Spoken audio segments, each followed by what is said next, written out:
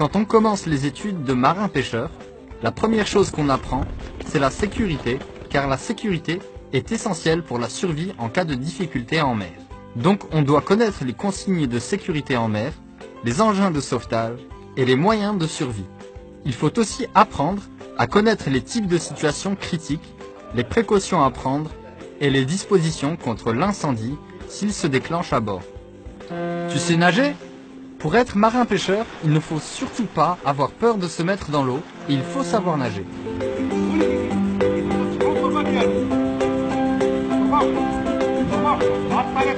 C'est dans la piscine de l'Institut que les stagiaires vont mettre en pratique les compétences en matière de sécurité qu'ils ont appris. Les formateurs sont très stricts dans ce genre d'exercice, car la vie du marin-pêcheur et celle des autres comptent beaucoup. La discipline et la rigueur sont importants, mais aussi la condition physique.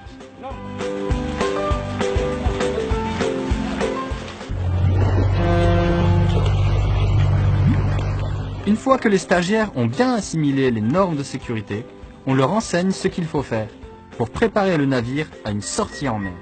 Cette partie de la formation se fait en alternance entre des cours théoriques et des cours pratiques qui ont lieu dans le bateau-école.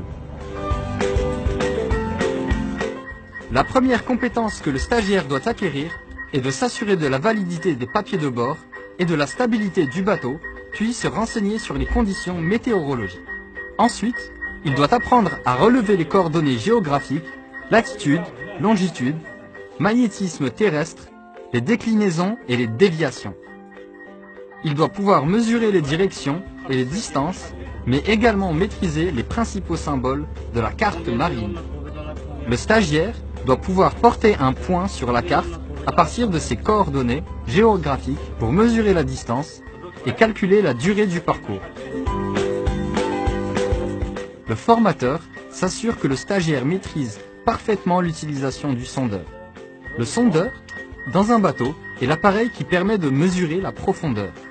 L'autre appareil que le stagiaire doit apprendre à utiliser, c'est le sonar, qui est un appareil qui envoie des sons dans l'eau pour détecter et situer les objets qui se trouvent sous l'eau. C'est comme ça qu'on sait s'il y a des poissons ou non. En plus, c'est le meilleur moyen pour ne pas entrer en collision avec d'autres bateaux ou objets.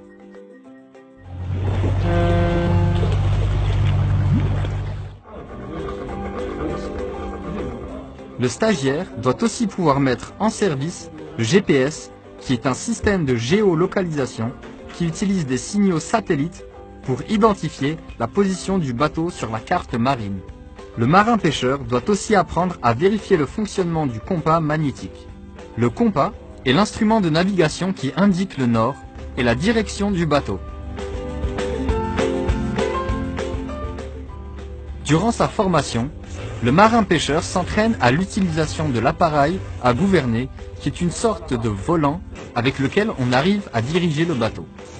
Le marin-pêcheur s'exerce aussi à l'utilisation du treuil. C'est quoi le treuil ?